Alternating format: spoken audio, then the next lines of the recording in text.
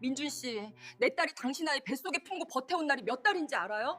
그 시간 동안 당신은 뭘 했어요? 어머니, 제가 잘못했습니다. 사람은 이상하게도 가장 가까운 사람의 고통을 가장 늦게 알아챕니다. 매일 얼굴을 보면서도 매일 목소리를 들으면서도 정작 그 사람이 무너지고 있다는 사실을 끝내 모른 채 살아갑니다. 특히 부모는 그렇습니다. 자식이 웃고 있으면 괜찮다고 믿습니다. 자식이 밥을 잘 먹으면 살만하다고 생각합니다. 자식이 엄마, 나 행복해라는 말 한마디를 건네면 그 말 하나에 수십 년 쌓인 걱정을 한꺼번에 내려놓습니다. 그런데 생각해보면 이상합니다. 웃음이 행복의 증거가 된 건 언제부터였을까요? 말이 진심의 전부가 된 건 또 언제부터였을까요? 우리는 평생 자식 걱정을 하면서도 정작 자식의 진짜 얼굴은 한 번도 제대로 들여다보지 못한 채 살아갑니다. 이 이야기는 그런 어머니의 이야기입니다. 딸이 잘 산다고 믿었습니다. 사위가 좋은 사람이라 믿었습니다. 그 가정은 단단하다고 믿었습니다. 그런데 어느 날 반찬통 하나를 들고 딸의 집을 찾아간 그날,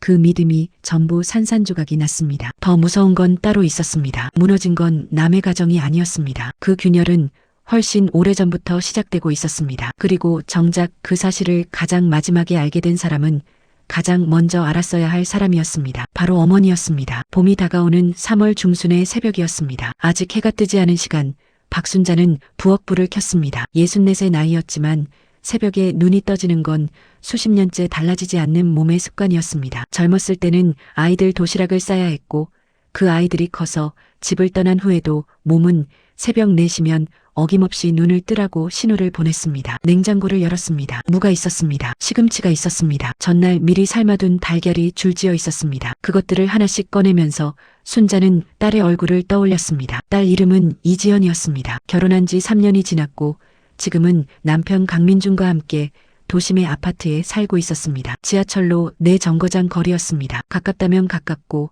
멀다면 먼 거리였습니다. 순자는 자주 가지 않으려 애썼습니다. 결혼한 자식 집에 시도 때도 없이 드나드는 부모가 되고 싶지 않았습니다. 젊은 부부에게는 그들만의 시간이 필요하다는 걸 알았습니다. 그래서 가고 싶은 날에도 꾹 참고 딸의 전화를 기다렸습니다. 그런데 그날은 달랐습니다. 며칠 전 지연이 전화로 건넨 말이 자꾸 마음에 걸렸습니다. 엄마, 나 요즘 좀 피곤해. 밥도 제대로 못해 먹고 대수롭지 않게 넘긴 말이었습니다. 지연은 자주 바쁘다고 했고 피곤하다고 했고 그럼에도 늘 나 괜찮아로 대화를 마무리했습니다. 그래서 순자도 늘 그 말을 믿었습니다. 하지만 그날 새벽 물을 삶으면서 순자는 생각했습니다. 괜찮다는 말과 진짜 괜찮은 것은 다른 일입니다. 무나물을 무치기 시작했습니다. 참기름을 두르고 마늘을 넣고 손으로 조물조물 양념을 배게 했습니다. 이 동작이 몸에 배어 있었습니다. 수십 년째 해온 일이었습니다. 딸이 어렸을 때부터 좋아했던 반찬이었습니다. 장조림을 했습니다. 간장을 붓고 설탕을 조금 더하고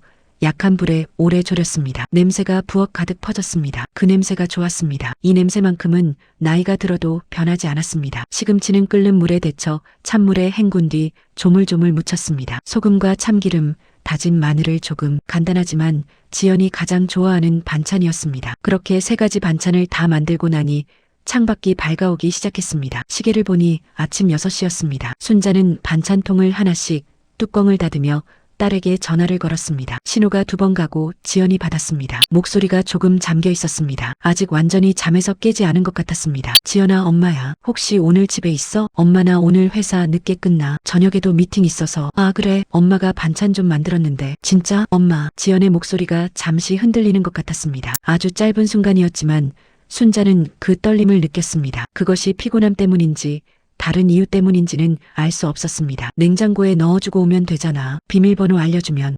짧은 침묵이 흘렀습니다. 3274야. 고마워 엄마. 그것으로 통화는 끝났습니다. 순자는 핸드폰을 내려놓으며 반찬 봉투를 챙겼습니다. 무나물, 장조림, 시금치 3개의 반찬통이 비닐봉투 안에 나란히 들어갔습니다. 가방을 걸고 현관을 나서면서 순자는 아무 예감도 느끼지 못했습니다. 그날따라 하늘이 유난히 맑았습니다. 3월의 바람은 아직 차가웠지만 햇빛은 따뜻했습니다. 지하철역까지 걸어가는 길에 목련이 막 피기 시작하고 있었습니다. 순자는 그 꽃을 보며 생각했습니다. 지연이도 이 꽃을 보면 좋아하겠다고. 그 생각이 마지막 평온이었습니다. 지하철에 올라타고 4정거장을 달리고 딸의 아파트 단지 앞에서 내렸습니다. 익숙한 길이었습니다. 경비실 앞을 지나 엘리베이터를 탔습니다. 12층 버튼을 눌렀습니다. 문이 닫히고 천천히 올라갔습니다. 복도는 조용했습니다. 1203호 앞에 섰습니다. 비밀번호를 눌렀습니다. 3274 삑소리와 함께 문이 열렸습니다. 집안은 조용했고 깔끔했습니다. 햇빛이 거실 창으로 비스듬히 들어오고 있었습니다. 아무도 없는 집 특유의 고요함이 있었습니다. 순자는 신발을 가지런히 벗고 안으로 들어갔습니다. 부엌으로 걸어갔습니다. 냉장고 문을 열었습니다. 냉장고 안은 생각보다 비어 있었습니다. 요구르트 몇 개, 남은 식혜 한 병, 절반쯤 먹다만 김치가 전부였습니다. 순자는 고개를 저었습니다. 역시 제대로 챙겨 먹지 못하고 있었습니다. 반찬통을 하나씩 꺼내 냉장고에 맞게 자리를 잡기 시작했습니다. 무나물은 두 번째 칸에, 장조림은 그 옆에, 시금치는 조금 작은 통이라 구석에 넣었습니다. 그리고 냉장고 문을 닫으려는 순간이었습니다. 현관 쪽에서 소리가 났습니다.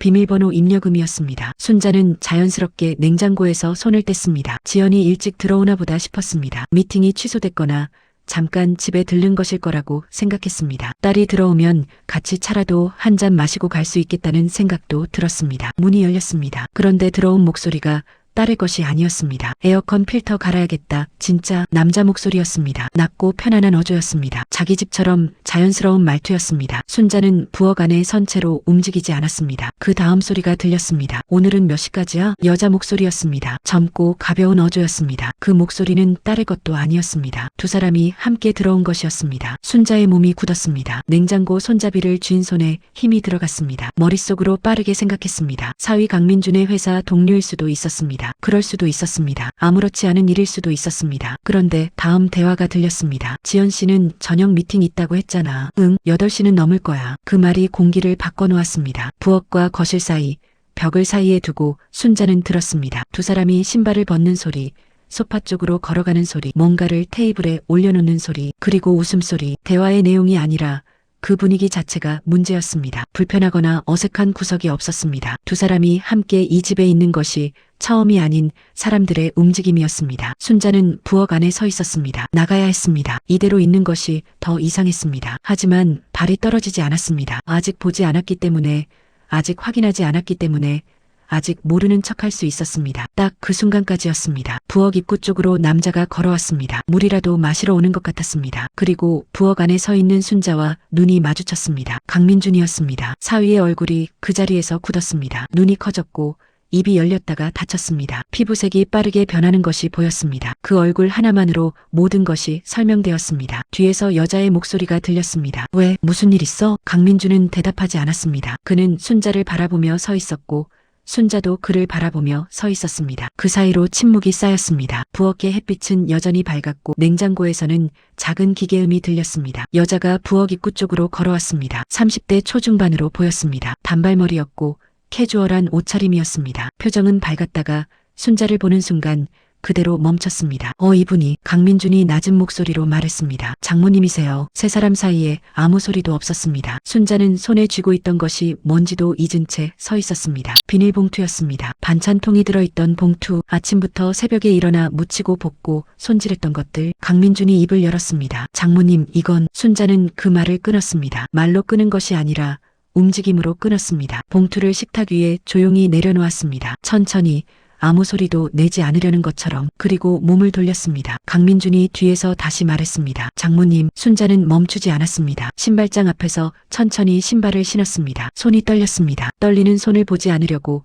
고개를 숙인 채 버클을 채웠습니다. 문을 열고 나왔습니다. 복도는 아까와 똑같이 조용했습니다. 하지만 그 조용함이 아까와는 달랐습니다. 아까는 그냥 조용했고 지금은 텅 빈 느낌이었습니다. 순자는 엘리베이터 버튼을 눌렀습니다. 문이 열리고 안으로 들어갔습니다. 문이 닫히는 순간 그제야 다리에서 힘이 빠졌습니다. 벽을 짚었습니다. 눈물이 나지 않았습니다. 눈물이 나기엔 아직 실감이 되지 않았습니다. 그저 가슴 어딘가에 커다란 돌덩이가 들어온 것 같은 느낌이 들었습니다. 숨이 닿지 않는 곳에 1층에 도착했습니다. 문이 열렸습니다. 경비실 앞을 지나 단지 밖으로 나왔습니다. 목련이 여전히 피어 있었습니다. 아까와 똑같은 꽃이었는데 지금은 달리 보였습니다. 집으로 돌아오는 길이 기억나지 않았습니다. 지하철을 탔는지 버스를 탔는지 걸어왔는지도 나중에 생각해보면 흐릿했습니다. 집 현관문을 여는 순간에야 순자는 자신이 집에 돌아왔다는 사실을 알았습니다. 신발도 제대로 벗지 못했습니다. 거실 소파에 주저앉아 한동안 아무것도 하지 못했습니다. 시계를 보니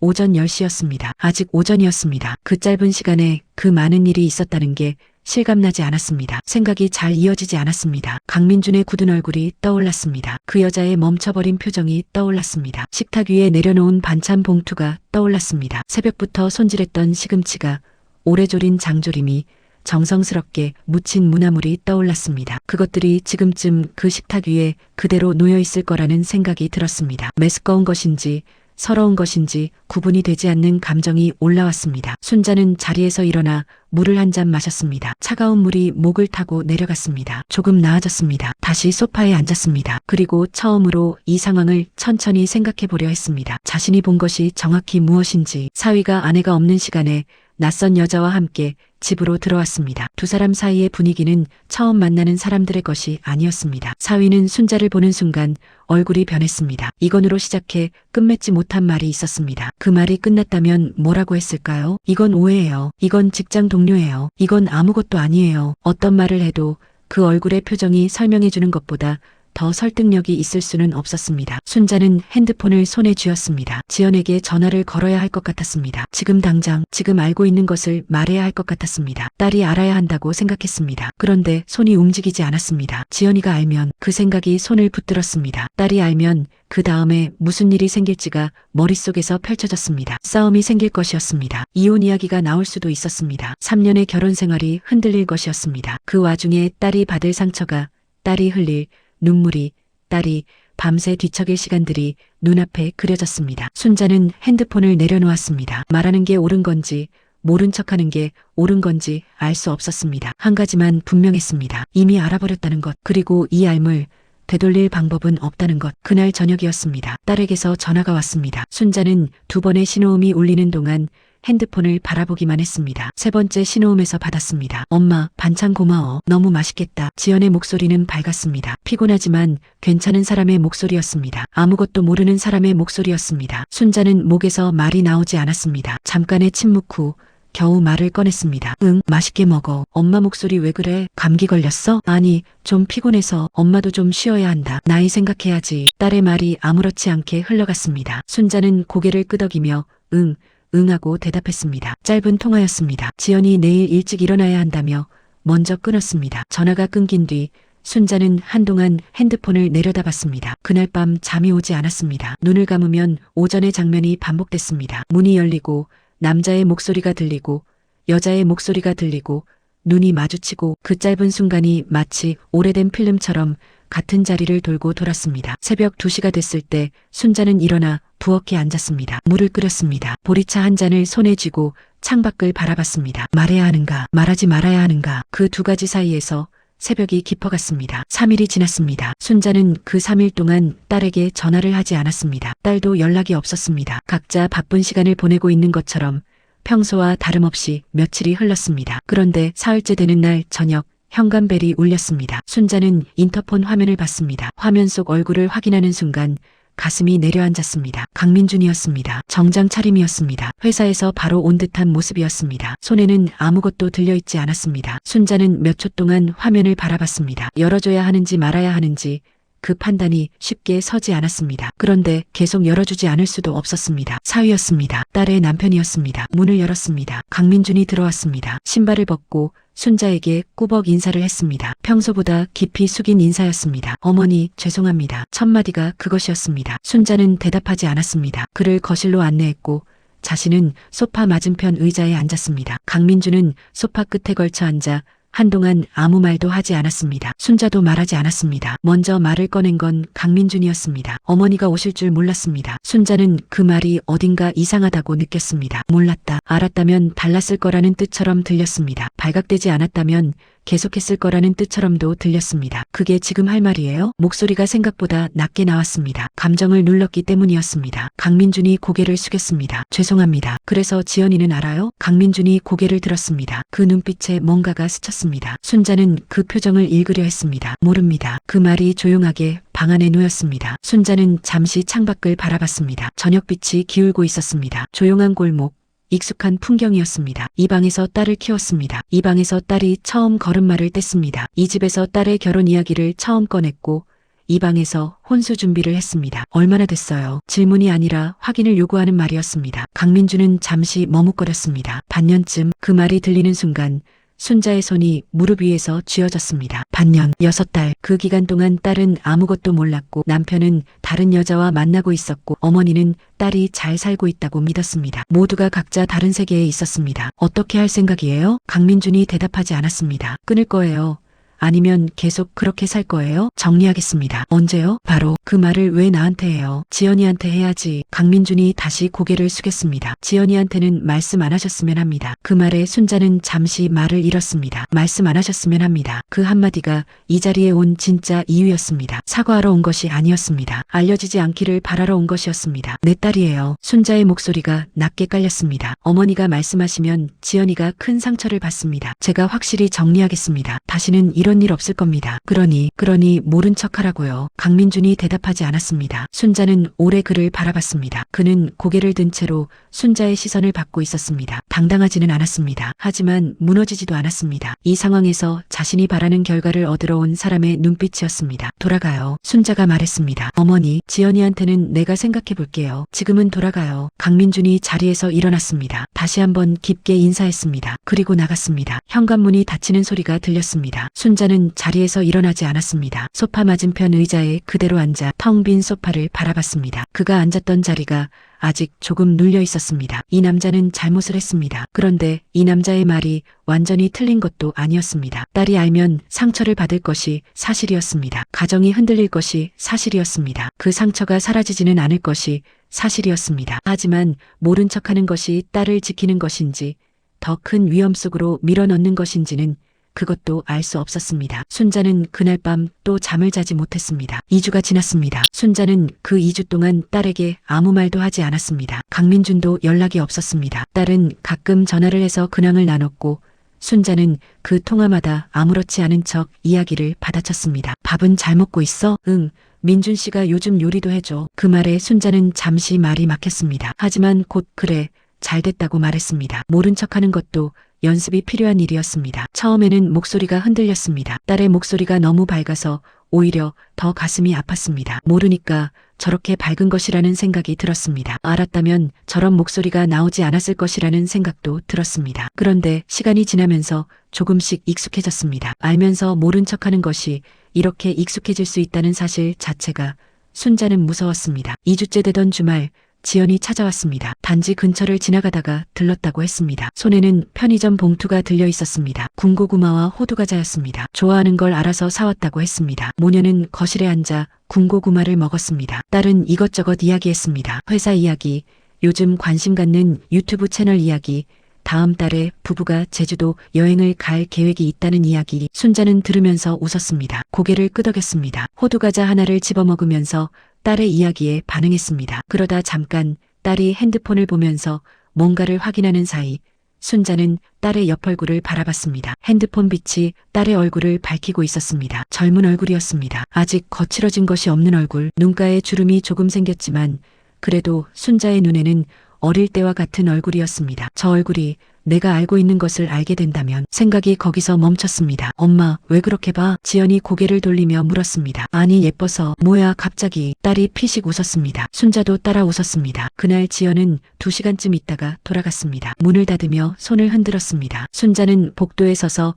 딸이 엘리베이터를 타는 것까지 지켜봤습니다. 엘리베이터 문이 닫히고 나서도 한동안 그 자리에 서 있었습니다. 집으로 들어와 딸이 앉았던 자리를 바라봤습니다. 호두과자 봉투가 반 정도 남아 있었습니다. 그것을 바라보다가 순자는 처음으로 울었습니다. 딸이 있을 때는 나오지 않던 눈물이 딸이 사라지고 나서야 나왔습니다. 소리 없이 오래 거실불도 켜지 않은 채로 딸을 지키고 싶었습니다. 그런데 딸을 지키는 방법이 무엇인지 정말로 알 수 없었습니다. 말하는 것이 지키는 것인지, 모른 척하는 것이 지키는 것인지. 순자는 그 답을 찾지 못한 채 창밖의 밤을 바라봤습니다. 그때였습니다. 핸드폰이 울렸습니다. 모르는 번호였습니다. 순자는 눈물을 닦고 전화를 받았습니다. 여보세요. 잠시 침묵이 흘렀습니다. 그리고 여자 목소리가 들렸습니다. 어머니, 저예요. 그 목소리가 낯설지 않았습니다. 며칠 전 딸의 집 부엌에서 처음 본 그 여자였습니다. 순자는 핸드폰을 쥔 손에 힘을 줬습니다. 그 목소리를 기억하고 있었습니다. 딸의 집 부엌 입구에서 들었던 목소리, 밝고 가벼운 어조였는데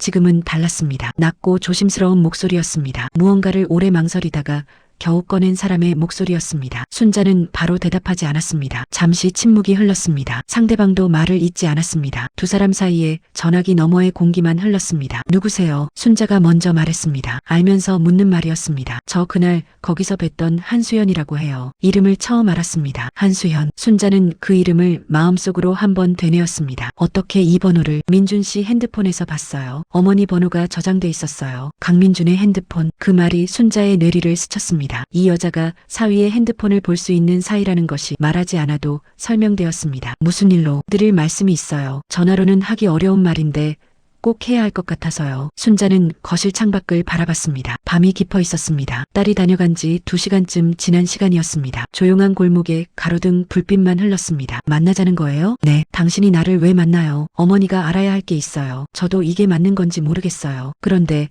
이대로는 안 될 것 같아서. 그 말의 끝에 뭔가가 걸려 있는 것 같았습니다. 쉽게 넘길 수 있는 말이 아니었습니다. 순자는 잠시 생각했습니다. 내일 오전에 올 수 있어요? 네. 어디든요. 순자는 집 근처 카페 이름을 말했습니다. 오전 10시. 한수연은 알겠다고 했습니다. 그리고 전화가 끊겼습니다. 순자는 한동안 핸드폰을 내려다봤습니다. 이 여자가 말하려는 것이 무엇인지 알 수 없었습니다. 사과일 수도 있었습니다. 변명일 수도 있었습니다. 강민준을 보호하려는 어떤 말일 수도 있었습니다. 아니면 순자가 예상하지 못한 전혀 다른 이야기일 수도 있었습니다. 잠이 오지 않는 밤이 또 시작되었습니다. 다음 날 아침, 순자는 평소보다 일찍 일어나 깔끔하게 차려입었습니다. 너무 차려입으면 이상하고 너무 허름하면 또 이상했습니다. 무난한 옷을 골랐습니다. 평소에 딸 만날 때 입는 옷이었습니다. 카페에 먼저 도착했습니다. 구석자리에 앉아 창밖을 바라봤습니다. 사람들이 지나다녔습니다. 출근하는 사람, 아이를 데리고 나온 사람, 운동하다 돌아오는 사람, 각자의 아침이 각자의 속도로 흘러가고 있었습니다. 정각 10시에 한수연이 들어왔습니다. 그날의 모습과 달랐습니다. 가벼운 옷차림이 아니라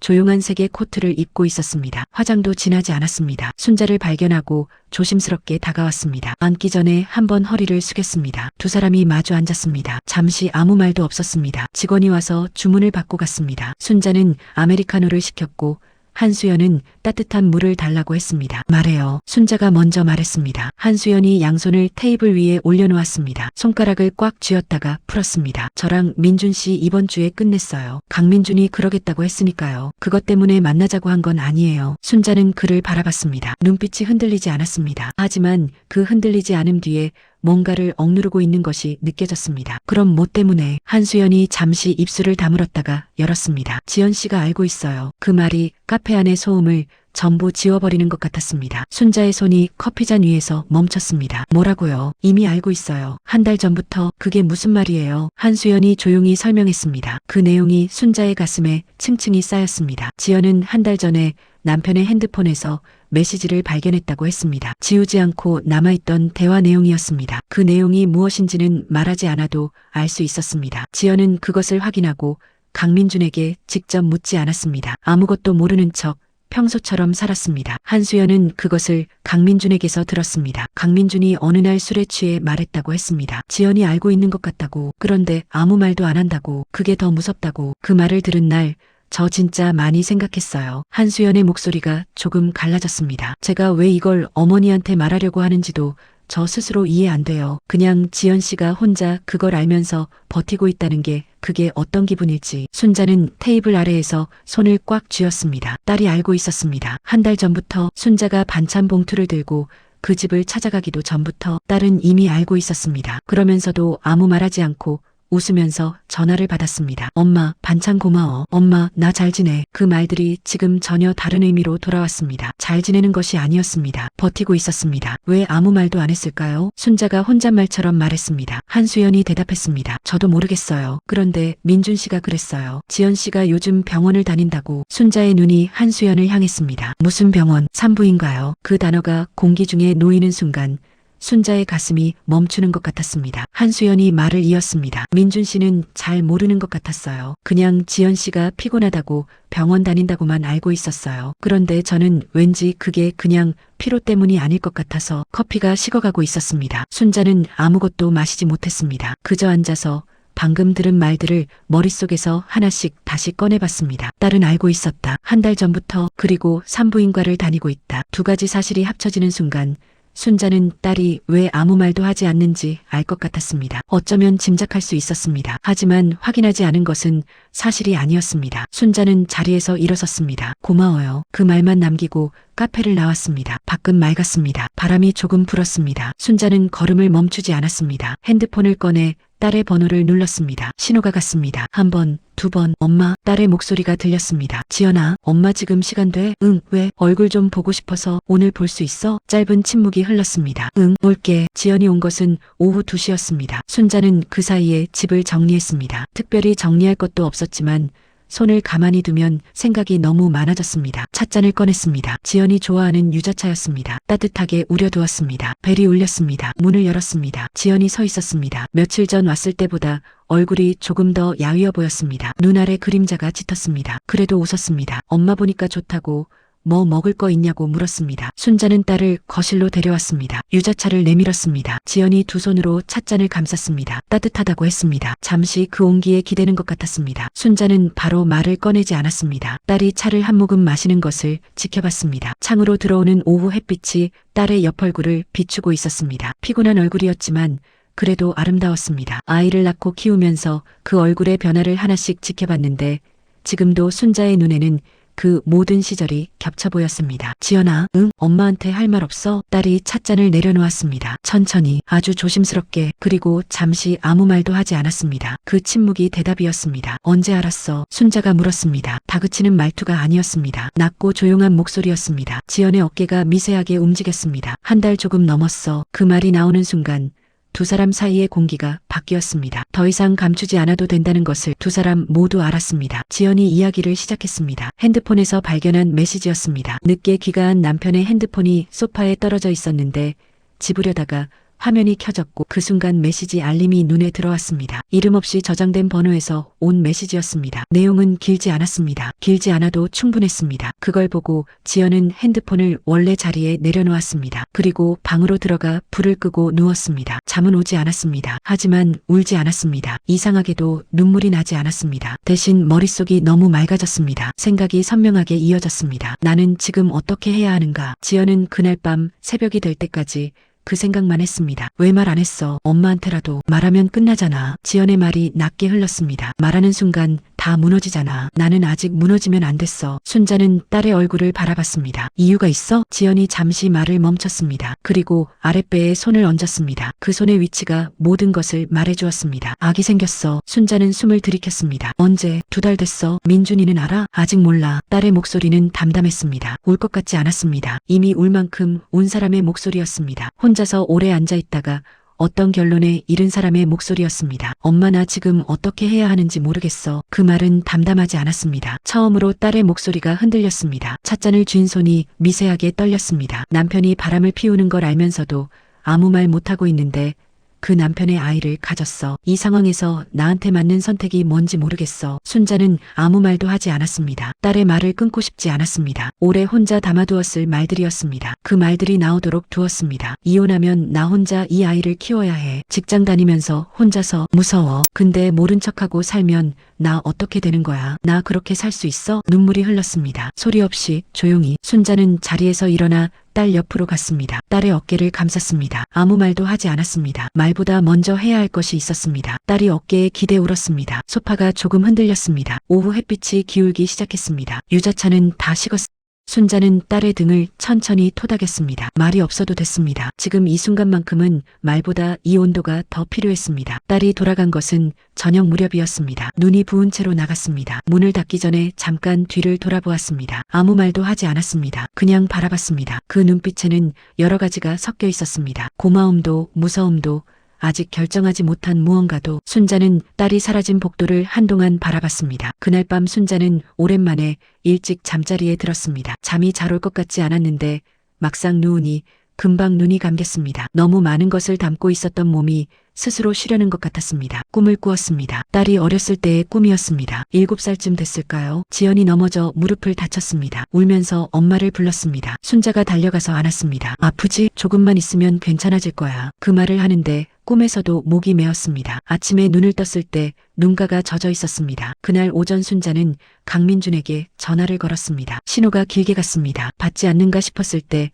연결이 됐습니다. 어머니, 오늘 시간 돼요? 잠시 침묵이 있었습니다. 언제요? 점심 이후로. 네. 어디로 갈까요? 이번에는 카페가 아니었습니다. 순자는 집 주소를 말했습니다. 강민준이 알겠다고 했습니다. 전화를 끊었습니다. 2시에 강민준이 왔습니다. 저번에 왔을 때와 달리 정장이 아니었습니다. 평범한 옷차림이었습니다. 얼굴은 며칠 새 더 수척해 보였습니다. 눈 아래 다크서클이 짙었습니다. 잠을 제대로 자지 못한 사람의 얼굴이었습니다. 거실에 앉혔습니다. 물 한 잔을 내밀었습니다. 강민준이 두 손으로 받아 한 모금 마셨습니다. 지연이가 알고 있어요. 강민준의 손이 멈췄습니다. 아시고 계셨어요? 엊그제 알았어요. 강민준이 물컵을 내려놓았습니다. 그리고 아무 말도 하지 않았습니다. 오래 침묵이 흘렀습니다. 창밖에서 바람이 지나가는 소리가 들렸습니다. 지연이한테 직접 들었어요? 네. 뭐라고 하던가요? 아무것도 모른 척 버텨왔다고. 무서워서. 강민준의 얼굴이 흔들렸습니다. 처음이었습니다. 첫 번째로 왔을 때도 전화 통화에서도 흔들리지 않던 얼굴이 그 한마디에 흔들렸습니다. 그리고 아기가 생겼어요. 말이 방 안에 떨어졌습니다. 강민준은 굳었습니다. 완전히 단번에. 지연이가요? 당신 아이예요. 강민준은 한동안 아무 말도 하지 못했습니다. 순자는 그를 바라봤습니다. 이 사람이 지금 무슨 생각을 하는지, 어떤 감정이 그 얼굴 뒤에 있는지 알고 싶었습니다. 하지만 알 수 없었습니다. 굳어버린 표정이 아무것도 내보내지 않았습니다. 2달 됐어요. 지연이는 아직 당신한테 말 안 했어요. 왜 저한테 먼저 말씀하시는 거예요? 당신이 어떤 사람인지 보고 싶어서요. 강민준이 순자를 바라봤습니다. 지금 이 상황에서 당신이 어떤 선택을 하는지, 이 이야기를 들었을 때 뭘 먼저 생각하는지 그게 보고 싶었어요. 강민준은 다시 시선을 내렸습니다. 긴 침묵이었습니다. 시계 소리가 들렸습니다. 냉장고 기계음이 들렸습니다. 그 외에는 아무 소리도 없었습니다. 그리고 강민준이 입을 열었습니다. 제가 잘못했습니다. 그건 알아요. 어떻게 해야 할지 모르겠습니다. 그것도 알아요. 어머니. 강민준이 고개를 들었습니다. 제가 어떻게 해야 지연이한테 용서받을 수 있을까요? 그 질문에 순자는 바로 대답하지 않았습니다. 용서. 그 단어가 이 상황에서 얼마나 무거운 것인지를, 이 사람이 얼마나 알고 있는지 알 수 없었습니다. 그건 내가 대신 해줄 수 있는 게 아니에요. 순자가 말했습니다. 지연이한테 직접 가서 직접 물어봐요. 모른 척 버텨왔다고 했으니까 지연이도 그 대화를 기다리고 있을 거예요. 아니면 지쳐서 포기하고 있거나. 강민준의 눈빛이 흔들렸습니다. 2가지 중 어느 쪽인지는 당신이 얼마나 빨리 움직이느냐에 달려 있어요. 그 말이 마지막이었습니다. 강민준이 자리에서 일어났습니다. 인사를 했습니다. 문을 나서기 전에 한번 뒤를 돌아봤습니다. 뭔가를 더 말하려는 것 같았지만 결국 아무 말도 하지 않았습니다. 문이 닫혔습니다. 순자는 소파에 앉아 있었습니다. 이 남자가 달라질 것인지 알 수 없었습니다. 사람이 진짜로 달라지는 것이 가능한지도 솔직히 확신할 수 없었습니다. 하지만 한 가지는 분명했습니다. 지금 이 순간 순자가 할 수 있는 것은 다 했습니다. 나머지는 딸의 몫이었습니다. 딸의 선택이었습니다. 그리고 그 선택을 어떤 방향이든 받아들일 준비를 해야 하는 것이 어머니의 일이었습니다. 순자는 창밖을 바라봤습니다. 해가 기울고 있었습니다. 사흘이 지났습니다. 순자는 그 사흘 동안 딸에게도 사위에게도 연락하지 않았습니다. 기다리는 것이 옳다고 생각했습니다. 이제 이 이야기의 중심은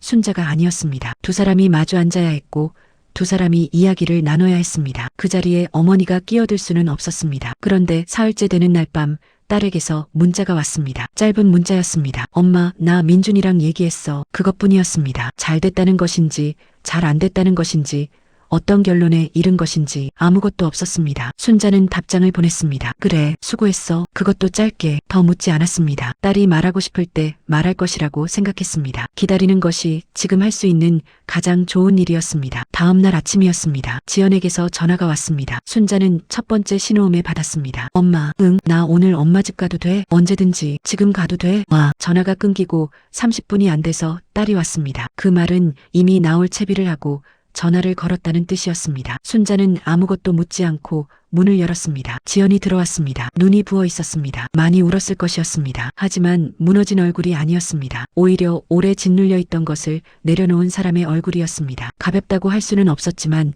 무겁기만 한 것도 아니었습니다. 거실에 나란히 앉았습니다. 지연이 이야기를 꺼냈습니다. 강민준이 먼저 찾아왔다고 했습니다. 순자와 헤어진 다음 날 저녁이었습니다. 집에 들어오더니 소파에 앉아 지연을 불렀다고 했습니다. 오랫동안 말을 시작하지 못했다고 했습니다. 그리고 결국 입을 열었습니다. 알고 있냐고 물었답니다. 지연은 그 질문에 바로 대답하지 않았습니다. 강민준이 다시 물었습니다. 지연은 그제야 고개를 끄덕였습니다. 한동안 두 사람 사이에 아무 말도 없었다고 했습니다. 강민준이 먼저 말했습니다. 미안하다고, 변명하지 않겠다고, 끊었다고, 다시는 그런 일 없을 거라고. 지연은 그 말을 들으면서 아무것도 느끼지 못했다고 했습니다. 기쁘지도 화가 나지도 않았습니다. 그냥 피곤했습니다. 한 달 넘게 혼자 알면서 버텨온 것이 그 말 한마디로 해소될 수 있는 것이 아니었습니다. 그래서 뭐라고 했어? 그냥 들었어. 그리고 아기 얘기했어. 강민준은 아기 이야기를 듣고 한참 동안 굳어 있었다고 했습니다. 지연은 그 표정을 읽으려 했는데 읽히지 않았다고 했습니다. 그런데 한참 후에 강민준이 말했다고 했습니다. 나 차고. 그게 다야? 응, 나 차고. 잘하겠다고. 순자는 딸의 얼굴을 바라봤습니다. 그 말 믿어? 지연이 잠시 대답하지 않았습니다. 창밖을 바라봤습니다. 봄 햇살이 창을 통해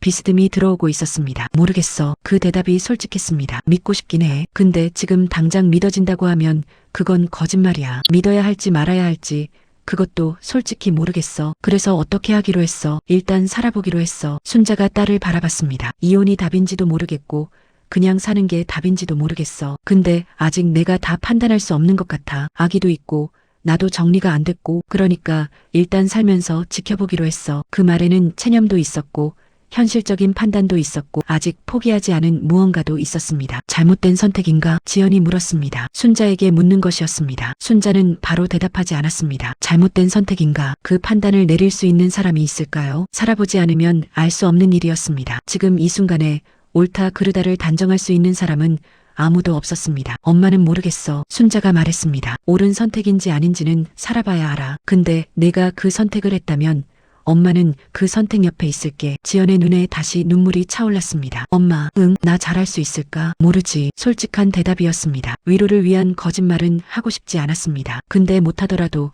엄마가 옆에 있어. 그거 하나는 확실해. 딸이 순자의 손을 잡았습니다. 두 사람은 말없이 앉아 있었습니다. 창으로 들어온 햇살이 두 사람의 손등 위에 놓였습니다. 한참 후에 지연이 말했습니다. 엄마, 나 배고파. 순자는 그 말에 피식 웃었습니다. 뭐 먹고 싶어? 엄마 된장찌개. 기다려. 순자가 부엌으로 들어갔습니다. 냄비를 꺼내고 된장을 풀고 두부를 썰었습니다. 손이 자연스럽게 움직였습니다. 수십 년째 해온 일이었습니다. 딸이 어렸을 때부터 지금까지 이 손으로 밥을 해왔습니다. 그리고 그 순간 순자는 생각했습니다. 아무것도 해결되지 않았습니다. 강민준이 진짜로 달라질지 알 수 없었습니다. 지연이 그 결혼 안에서 행복해질 수 있을지도 알 수 없었습니다. 아이가 태어난 뒤 어떤 일이 생길지도 아무도 몰랐습니다. 그래도 지금 이 순간 딸이 배가 고프다고 했습니다. 그리고 엄마 된장찌개가 먹고 싶다고 했습니다. 그것만으로도 지금은 충분했습니다. 뚝배기에 찌개가 끓기 시작했습니다. 구수한 냄새가 부엌을 가득 채웠습니다. 거실에서 딸이 말했습니다. 엄마, 냄새 너무 좋다. 순자는 대답하지 않고 웃었습니다. 계절이 바뀌었습니다. 3월에 막 피었던 목련이 지고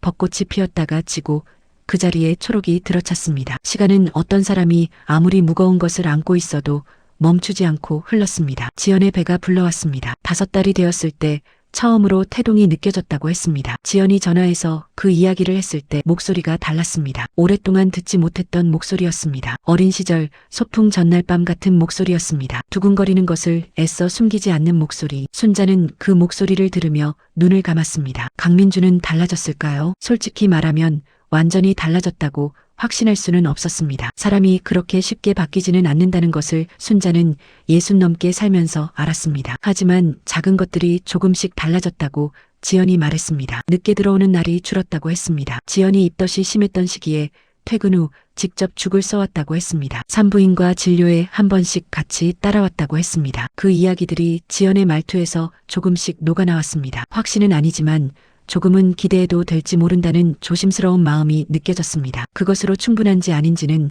지연만이 알 수 있었습니다. 순자는 어느 날 오후 혼자 딸의 아파트 앞을 지나가게 됐습니다. 특별한 이유가 있는 것이 아니었습니다. 그냥 걷다 보니 그 방향이 됐습니다. 아파트 단지 앞 벤치에 잠깐 앉았습니다. 12층 창문을 올려다봤습니다. 커튼이 쳐져 있었습니다. 안에서 불빛이 새어나오고 있었습니다. 누군가 있다는 뜻이었습니다. 무슨 이야기를 나누고 있는지, 지금 어떤 표정들을 하고 있는지 알 수 없었습니다. 순자는 한동안 그 창을 바라보다가 자리에서 일어났습니다. 알 수 없어도 괜찮았습니다. 거기서 불빛이 켜져 있다는 것, 그것만으로 지금은 충분했습니다. 집으로 돌아오는 길에 순자는 그날 처음 반찬을 들고 갔던 날을 떠올렸습니다. 3월의 맑은 아침이었습니다. 목련이 막 피어나고 있었습니다. 반찬 봉투를 들고 지하철을 탔고 12층 버튼을 눌렀고 복도를 걸었습니다. 그날 아침 순자는 아무 예감도 없었습니다. 반찬을 냉장고에 넣고 집으로 돌아올 생각이었습니다. 딸이 맛있게 먹어주면 그걸로 충분하다고 생각했습니다. 그것이 전부인 하루였습니다. 그런데 그날이 전부가 아니었습니다. 그날이 모든 것의 시작이었습니다. 알아서는 안 될 것을 알게 된 날이었고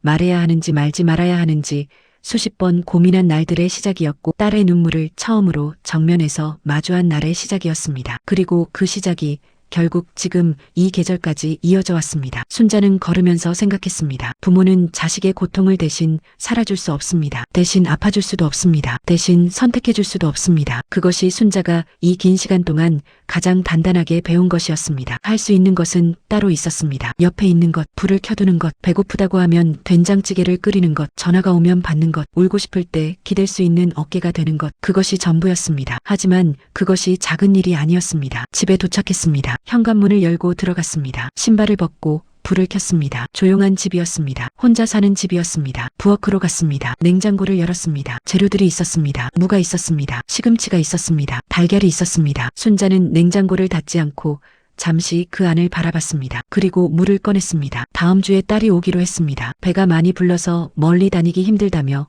엄마 집에 와도 되냐고 물었습니다. 물론이라고 했습니다. 뭐 먹고 싶냐고 물었습니다. 지연이 말했습니다. 엄마가 만든 거 다 좋아. 무나물이랑 장조림이랑 시금치. 그 말에 순자는 웃었습니다. 또 그것들이었습니다. 새벽부터 일어나 만들었던 그것들. 그날 아침 반찬 봉투에 담겨 그 집으로 갔던 것들, 이야기의 시작이 됐던 것들. 물을 씻으며 순자는 생각했습니다. 무나물은 무치는데 손이 많이 갑니다. 장조림은 오래 졸여야 맛이 납니다. 시금치는 데치고 나서 꼭 찬물에 헹궈야 색이 살아납니다. 쉬운 것이 하나도 없습니다. 그런데 매번 합니다. 딸이 좋아하기 때문입니다. 딸이 맛있게 먹기 때문입니다. 그리고 이것들을 만드는 동안만큼은 순자는 가장 분명하게 어머니가 됩니다. 도마 소리가 났습니다. 조용했던 집에 소리가 생겼습니다. 냄비에 물을 올리는 소리, 뚜껑이 닫히는 소리, 참기름 뚜껑을 여는 소리, 부엌에 불이 켜졌습니다. 그리고 순자는 생각했습니다. 삶은 이상하게도 가장 평범한 순간에 가장 단단해집니다. 새벽 부엌, 도마 위에 무, 끓기 시작하는 냄비, 곧 도착할 딸, 그것이면 충분합니다. 그것이면 됩니다. 무나물 냄새가 부엌 가득 퍼지기 시작했습니다. 봄이 깊어가고 있었습니다. 이 영상이 도움이 되셨다면 구독과 좋아요는 더 좋은 이야기를 만드는 힘이 됩니다.